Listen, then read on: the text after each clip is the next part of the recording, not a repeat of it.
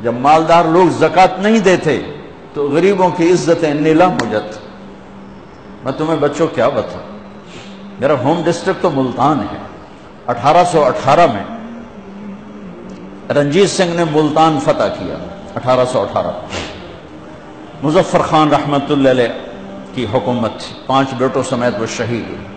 تو اس نے 3 بازار حسن بنائے اس وقت 1818.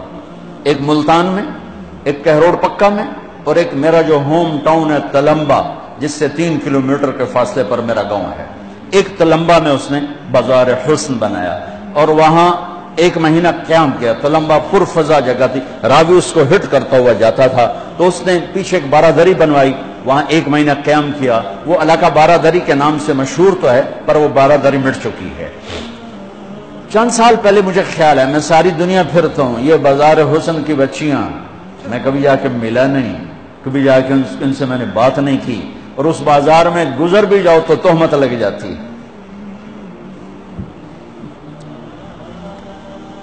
تو میں نے کہا کل قیامت کے دن میرا گریبان پکڑ لیں یہ ساری لڑکیاں کہ ساری دنیا نے تبلیغاں کی تھیں، ساڑھے کل کد آیا ہوں. میں نے ان سب بچیوں کو جمع کیا، پھر ان میں بیان کیا.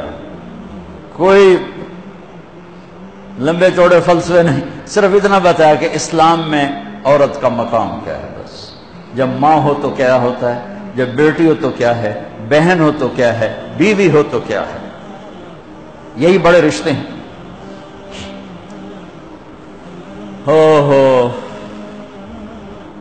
ایک چھوٹی سی مجلس میں 10 لڑکیوں نے توبہ کی. 2-3 دن گزرے، مجھے ملازم نے کہا یہ باہر 2 عورتیں آئی ہیں تو مل دیاں. سائل آتے رہتے. میں نے کہا تو انہوں فارغ کرو. میں نے کیوں مل دیاں، جو انہوں فارغ کرو. وہ تھوڑی دیر بعد کہا جو نانو آخو سی محلے چوں آئی ہیں، محلے چوں. وہ محلہ عام طور پہ اسی کے لیے بولا جاتا ہے. تو میں نے کہا اچھا بلاؤ. وہ دونوں آ گئی. ایک نائکا تھی جو بہت خطرناک کردار ہوتا ہے، آگے نئی لڑکیاں تیار کرنا، اور ایک ڈانسر تھی جو دبئی جاتی تھی. اس نے مجھ سے کہا مولانا صاحب تاری گل سنی ہے، میں توبہ کی تھی ہے تو میرے گراما مار میرا سر پاڑ چھڑیا ہے کہ اسا روٹی کتوں کھاونی ہے، تو نچنا چھڑ دیتا تے اسا روٹی کتوں. میرا کوئی وظیفہ لا دے، میں حرام کم نہیں کرتا. پھر میں جا کر ان بچیوں سے فردن جب ملا تو مجھے پتہ چلا کہ یہ بڑا مظلوم طبقہ. سردار صاحب رہتا ہے اور غریب کی بیٹی طوائف بن جاتی. میاں صاحب رہتا ہے اور گھنگرو پہننے والی طوائف کا داغ لے کر ہی قبر میں جاتی ہے. شیخ صاحب رہتا ہے، چودھری صاحب رہتا ہے، مار صاحب رہتا ہے، لیکن غریب کی بیٹی طوائف کا داغ اپنے ماتھے پہ سجا کے قبر میں چلی جاتی. پھر میرے بس میں جتنا تھا میں نے چند دن پہلے میں گیا تو میں نے اس سے ایک سے کہا، میں نے کہا اپنی اس بچی کا تو رشتہ کر دے، میں سارا خرچہ اٹھاؤں گا. میاں صاحب طوائف کے کوٹھے پہ کون آئے رشتہ لے.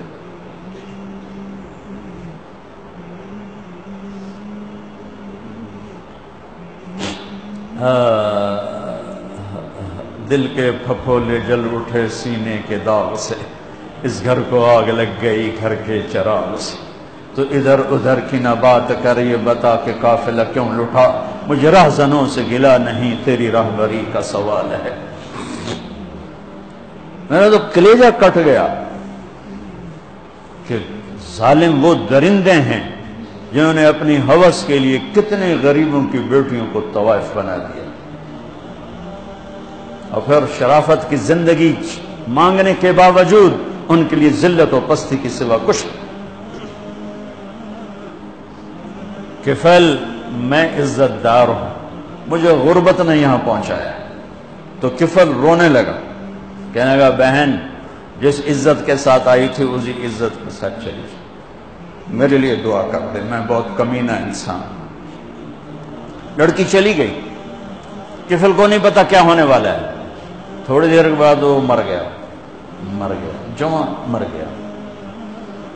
صبح ہوئی، جیسا اس شخص کا کردار تھا، نہ اس کو کوئی نہلانے آتا نہ کوئی کندھا دینے آتا، یہیں گل تھڑ کے مر جاتا.